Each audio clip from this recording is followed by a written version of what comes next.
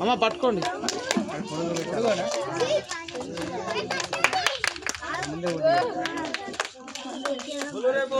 జై భీమ్ బోలో, जोर से बोलो, जोर से बोलो, जय भीम बोलो, बोलो रे बोलो, जोर से बोलो. మనందరం కూడా బాబు జగ్జీవన్ గారు మన జాతిలో మాదిగ కుటుంబంలో మాదిగ కులంలో పుట్టినందుకు మనందరం కూడా గర్వపడాలి, అందరం కూడా గర్వపడాలి. కాబట్టి ఏదైతే మరి ఈ దేశంలో ఎమ్మెల్యే స్థాయి నుండి ఉప ప్రధాని స్థాయికి వరకు ఆనాడు ఎన్నో ఆంక్షలు ఉన్న కాలంలో మరి చదువుకొని మన జాతికి పేరు తెచ్చిన గొప్ప నాయకుడు బాబు జగ్జీవన్ రావు గారు. అదే క్రమంలో ఈ దేశంలో పార్లమెంటు మొదలైన నుండి ఆయన చనిపోయేంత వరకు కూడా పార్లమెంటు సభ్యుడిగా ఉంటూ 40 సంవత్సరాలు రాజకీయ జీవితంలో ప్రపంచంలోనే అత్యధిక సమయం అత్యధిక కాలంగా క్యాబినెట్ మినిస్టర్గా ఘనత వహించినటువంటి వ్యక్తి బాబు జగ్జీవన్ రావు గారు. కాబట్టి ఆయన చేసిన సేవలను కాంగ్రెస్ పార్టీతో పాటు ఈ దేశంలో ముఖ్యంగా దళిత వర్గము ఆయన సేవలను నిరంతరం కొనియాడాల్సిన అవసరం ఉంది, స్మరించుకోవాల్సిన అవసరం ఉంది. అదేవిధంగా ఆయన పోరాట పటిమను మనం నిరంతరం మనలో నరనరన జీర్ణించుకొని మరి బాబు జగ్జీవన్ లాగా మనం కూడా అంతటి స్థాయి కాకుండా ఈ సమాజానికి పే బ్యాక్ టు సొసైటీ అనే విధంగా ఎదగాలని ఇక్కడ ఉన్నటువంటి మంగళపాడు గ్రామస్తులకు అదేవిధంగా దళిత ప్రజలకు విద్యార్థులందరూ కూడా ఈ సందర్భం గుర్తు చేస్తున్నాం. ఏదైతే ఈ రోజు మనందరం వింటున్నాము, యుద్ధం జరుగుతుంది ప్రపంచంలో.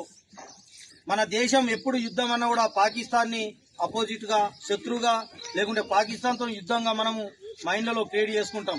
కానీ ఒకనాడు ఇందిరాగాంధీ హయాంలో పాకిస్తాన్ ని ఓడించిన ఘనత ఇందిరాగాంధీ అని చెప్పుకుంటున్నారు. కానీ ఆ రోజు పాకిస్తాన్ ఇండో పాక్ యుద్ధం జరుగుతున్నప్పుడు రక్షణ శాఖ మంత్రిగా ఉన్నటువంటి వ్యక్తి మన బాబు జగ్జీవన్ గారు. అందుకు మనందరం కూడా గర్వపడాల్సిన అవసరం ఉంది. ఏదైతే బాబు జగ్జీవన్ గారు ఆ రోజు 20,000 మంది పాక్ సైనికులను మోకాళ్ళ మీద నిలబడి పాక్ సైనికులతోటి మరి భారతదేశానికి క్షమాపణ చెప్పించినటువంటి గొప్ప యుద్ధ సైనికులు బాబు జగ్జీవన్ గుర్తు చేస్తున్నాం.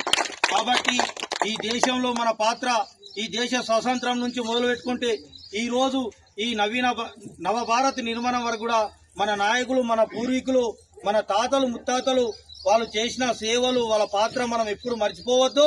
రాబోయే మరో విప్లవ భారతంలో మన పాత్ర కూడా అదే విధంగా ఉండాలని వారి స్ఫూర్తితో మనం ముందుకెళ్లాలి.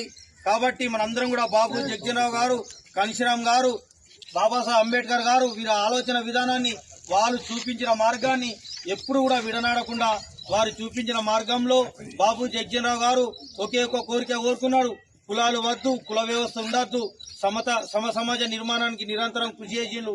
ఆయన పెట్టిన సంస్థని మరి సమతావాదిగా ఆయన పేరు రావడానికి మరి ఆస్కారం పొందింది. అదేవిధంగా ఆయన మరణిస్తే కూడా ఆయన మరణించిన వాటి ఏదైతే స్థలం ఉంటుందో ఇప్పుడు గాంధీజీ గారు మరణిస్తే గాంధీ ఏదైతే ఘాట్ ఉందో అదేవిధంగా మన బాబు జగ్జీవన్ మరణిస్తే కూడా ఈ కేంద్ర ప్రభుత్వం ఆయన యొక్క మరణించిన స్థలాన్ని స్థలాన్ని పేరు పెట్టి మనందరూ కూడా గర్వకారణం అయ్యేటట్టు చేసింది. కాబట్టి మనందరం కూడా బాబు జగ్జీవన్ గారి ఆలోచన విధానంలో చదువుకుంటూ ఒకవైపు చదువుకుంటూనే మన సమాజం గురించి ఆలోచిస్తూ ఈ సమాజ నిర్మాణంలో మన పాత్ర ఎప్పటికి ఉండాలని ఇక్కడ ఉన్నటువంటి అంబేద్కర్ యువజన సంఘం సభ్యులందరూ కూడా నేను తెలియజేస్తున్నాను. జై